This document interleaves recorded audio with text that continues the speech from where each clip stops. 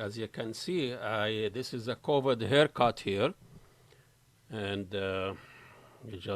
that's what happened when you stay away from barber shops and stylists for more than a year. And fine. How is everybody? I hope everybody is,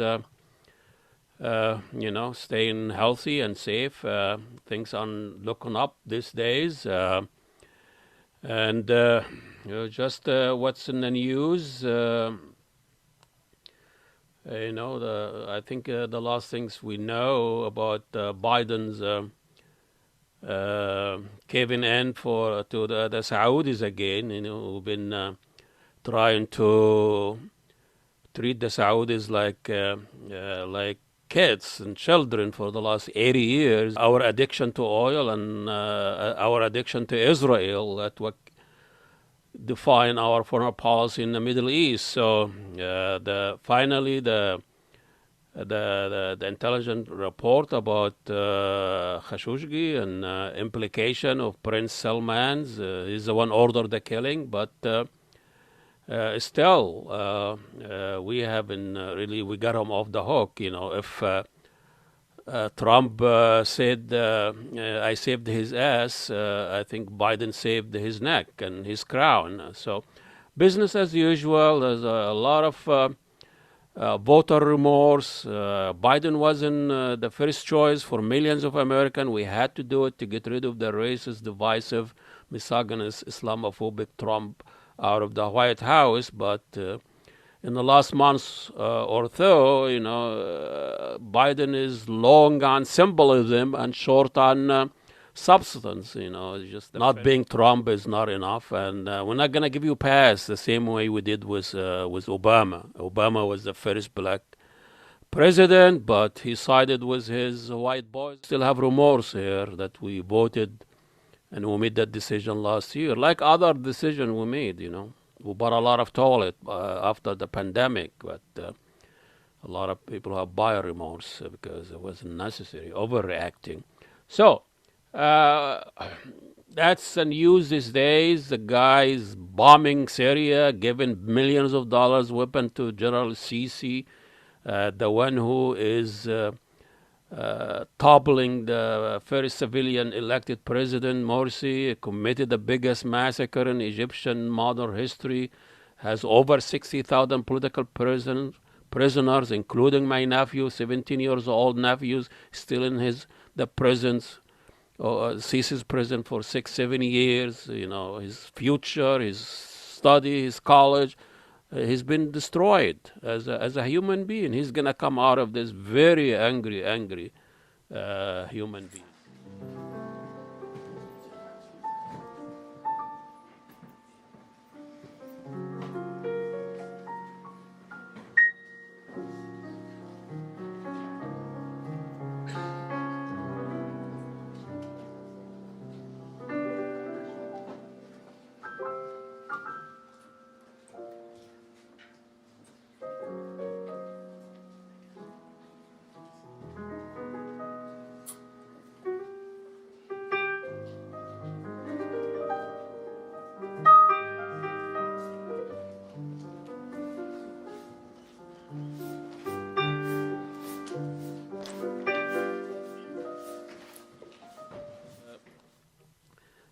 How the art community is surviving this, and is really, especially the smaller venues. We're gonna talk to somebody who founded a theater more than 30 years ago, and she is been at it, and even they had the last show streamed last week. So that theater is really offering a lot of play, almost 74 or 75 different plays all these years. Start with you first. You are the artistic director of the Urban Spectrum Theater, which was founded 1974. That's a very long time ago. It is. I was in kindergarten. Yeah, exactly. And you've done more than 75 different production and plays, and give us a feeling of in the 70s there, where how the art community at the time, and why would you do that to yourself? Well, I was always involved in theater from the time I was in high school. I taught theater and art for a little while before I came to Minneapolis. And I realized there were no like small community theater companies. There were larger ones, there were professional theater companies where people were being paid. The only other actual community theater at the time was Theater in the Round, and that was it was community theater, but it was like semi-professional. And I had a lot of friends. I worked in the nonprofit world, social services, and there were a lot of us who were expressing the same feeling that we would like to be involved in theater, but with a lot of people not having much experience, they didn't think they would have the chance to get involved in some of the larger theaters. So we decided we would form a small community theater for the inner city that would be for beginners, people who worked other jobs, but just they wanted to be involved in theater. So it was fall of 1974. We had a workshop, and I invited people in to speak from other theater groups, and it just started from there. We had our first show the following year in 1975. We agreed right from the beginning that we would not be asking admission, that it would be donation only. And we knew back then we couldn't pay people. And we wanted to do shows that people from the community could be involved in. So it grew from there, and we did children's shows. We toured the parks. We went to churches, senior citizens' homes, nonprofits. We went over to the VA hospital. So in the summer, we would do children's and touring shows, and then we would do 2 major productions a year. And it evolved, and more people became involved, and we started doing more shows that were had historical content, particularly surrounding stories that had to do with race relations, a lot of figures, people of color, and it became almost educational, but yet educational through theater and educational through entertainment. In 2005, when we did the show about Josephine Baker, we realized that was becoming our niche. And so since 2005, we've been doing shows that deal primarily with race relations surrounding historical figures in entertainment that are people of color. I met Eartha quite by chance. I encouraged her to audition for the Catherine Dunham Dance Company, who'd been having a level of success on Broadway. She auditioned and was accepted. It was 1944, and Catherine Dunham became a major influence on Eartha's life. Miss Dunham was putting together a show called Blue Holiday. And at that time, throughout her younger years, that's when she developed that glower that would become the central part of the haughty Eartha Kitt persona. And now, a young Eartha Kitt, along with the Dunham Dance Company, your background, you worked in public television, for years, and you worked with a friend of mine, Did. Jeff Strait, and you were Oh, handling yes, the yes. the culture, programming there. Tell us about your experience there. That might be. It's related not so much to community theater, but kind of in the where we're going technologically. I just worked at the PBS affiliate Channel 2 for a couple of years. Jeff was a producer. I was the production coordinator. So I worked with all the different producers. I did get to produce a couple of pieces while I was there. But, like public television, like everything else, nonprofit, Yeah, yeah. it's as long as the funding lasts. So I was there until the funding ran out for that program, and then I had to move on to my next career. But Yeah. I did learn a lot while I was at Channel 2, and it helped me.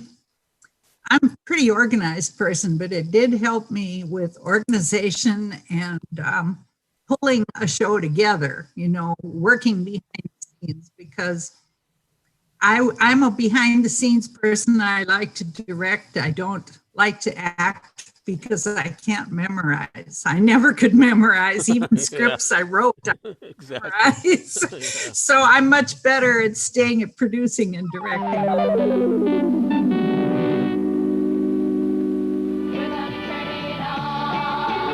Innovative quality programming for children of diverse backgrounds is a top priority at KTCA. Sesame Street, Electric Company, Zoom, and Studio C are examples.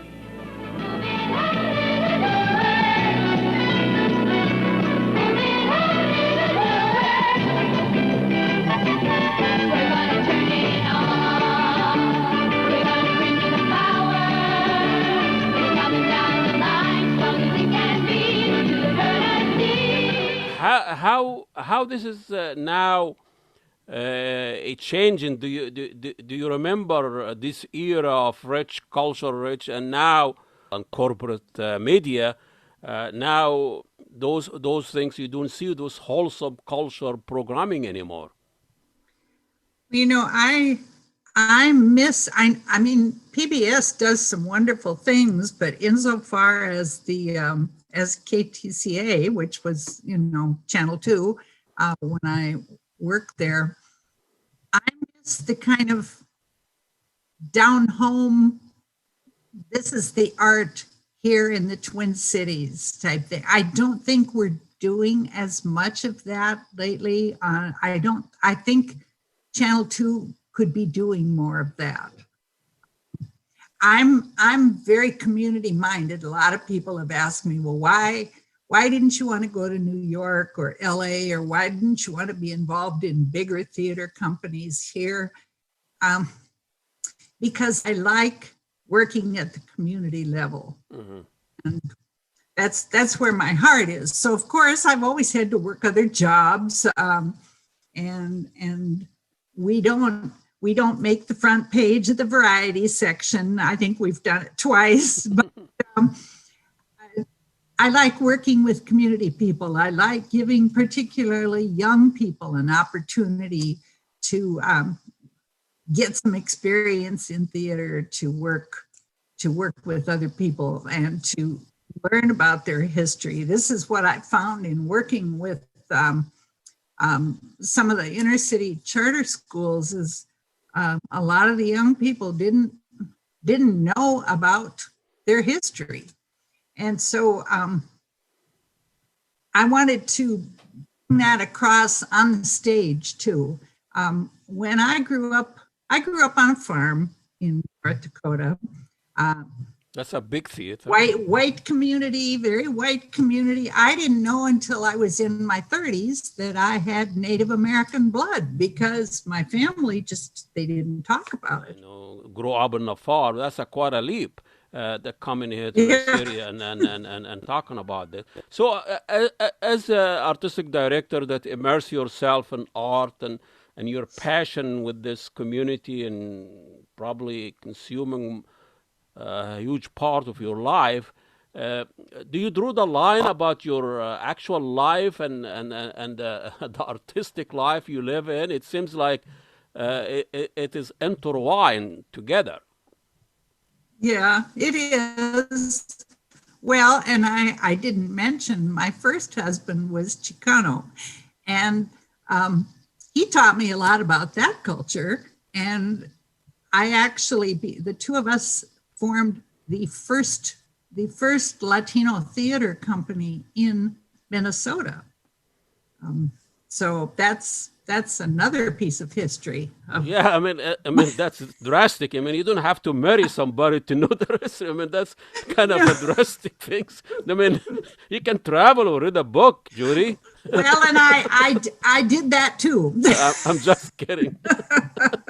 I know. That's very His father-in-law used to tease me. He said, Judy has her own little United Nations. But you know, a lot of people read about it or whatever, but you actually live in it. It's a different paradigm. It's a difference, yes. That's wonderful, and you know I myself, I mean, we are a small venue too, and that also gives you the freedom to take risk and tell different story than if you were like a commercial theater and funding and all of that. So, you know, tell us a little bit about how you are surviving the pandemic. Has been going on. You know, most of the theater are closed. People are not in the mood to go out. So what you've been doing the last year? Well, see, that's why we're fortunate that we don't have a physical building. And we did get a grant to do this recent show that was online last week, and people can still see it because it's still online now, even though it's not live. We got a grant from MRAC, Metro Regional Arts Council, and we used it to put this retrospective together. And primarily that was twofold. That was to celebrate how long we've been around. And secondly, it was, well, I guess three things. Secondly, it was to keep ourselves in the public eye so people didn't forget about us. And thirdly, we wanted to start learning about putting our shows online. So hopefully next year when we can, when we can do a live production, we can also have it online. So we've been doing fundraising, writing grants and so forth, and having our meetings on Zoom. And these cats are, there's two of them the same age and they don't like each other. We're gonna let you attend your cat, but let me show some of the that show that you have. Is that what we're talking about? Yes, that was from our show Warm Dark Dusk. That's the one that won the Tosca Award. And people can log on your website and watch it. Yes.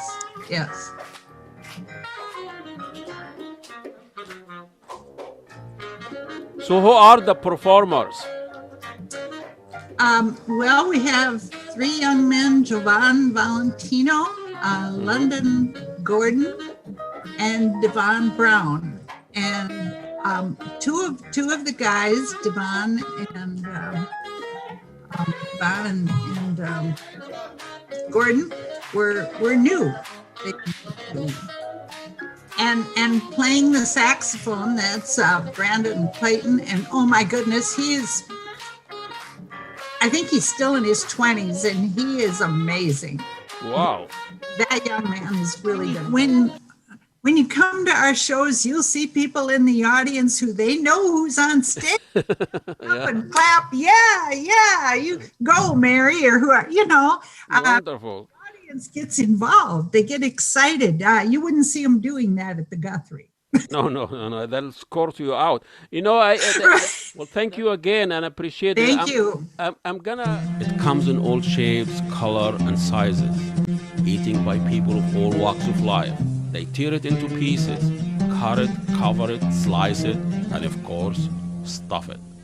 Immigrants might leave everything behind when they leave their own countries, homes, families, places, and faces, but they all bring with them their own bread. In Afghanistan, I used to go, my mother gave me,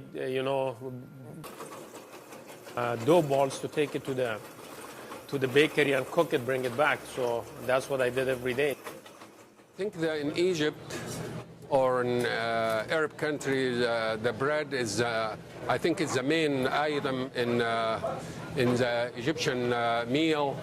And we have a few different kind too. In the East, where we come from, especially from Palestine, Jerusalem, and that part of the world, Egypt, Iraq, without the bread, there is no cuisine. We eat bread with the bread. So bread is a very important thing in our life. It's very flat, very, like a pancake bread. And then we have also this one. Also the sabaya bread for the Somalian community is very famous also. So Somalian for the community. What's that called? Sabaya. Sabaya. Sabaya bread actually for Somalian community. The injera for the Ethiopian and East African community. Bread is something unique. Everybody loved it and everybody wanted. Most people, they can't even live without bread because they want it every day, breakfast, lunch, dinner. You cannot do it without bread. You have to have the bread. The Ethiopian food without injera is like, it really doesn't make any sense. So, injera is made out of teff. It's the smallest grain on earth. I don't know if you've seen it before. Injera is a grain? It's a little grain. It's a flour out of that grain. It's called teff. But in America, we don't get the teff very often here, so we got wheat and barley. I mix it with a little teff, and that's how they make injera. It's a really nice complement to, it's kind of a little bit sour, and so it's a great complement to all the spicy food. It kind of offsets it, and it's a fun way to eat.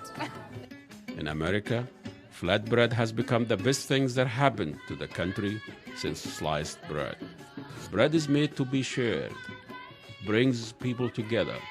Bread is who we are. I think not only in Egypt, I think bread is, if you go anywhere here in America also, like a grocery store or any place, you find all kind of bread. And in our country, actually, the government, they pay percentage to make people, subsidize to make it affordable for the people, so it's way cheaper there for sure. Egyptian had two revolutions. When President Sadat raised the price of bread in 77, the second revolution, Tahrir Square, Egyptians were chanting,